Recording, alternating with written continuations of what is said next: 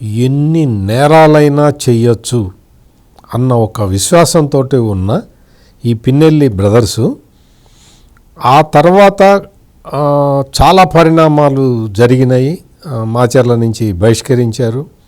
వాస్తవంగా అయితే మాచర్ల నుంచి బహిష్కరించినప్పుడే అసలు సిగ్గుపడాలి, సిగ్గుతో తల ఉంచుకోవాలి. ఏమాత్రం సిగ్గు, లజ్జ, ఆత్మాభిమానం ఏ మాత్రం ఒక 1% ఉన్న వ్యక్తి అయినా సరే, అంటే అక్కడ ఎమ్మెల్యేగా పనిచేసిన వ్యక్తిని నువ్వు నియోజకవర్గానికి రావటానికి వీలు లేదు అని చెప్పి బహిష్కరిస్తే సిగ్గుపడాలా వద్దా? కానీ సిగ్గుపడటం అటువంటివి ఏం లేవు. మళ్ళీ నేరాలు, యథేచ్ఛగా నేరాలు చేయటం మొదలుపెట్టారు.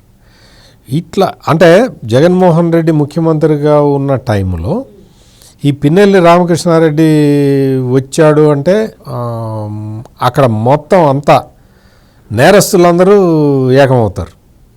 అందరు వచ్చి కూర్చుంటారు. అన్న ఏం చేయమంటావు అన్న, ఇంకా ఊళ్ళ మీద పట్టడం, దోచుకోవటం.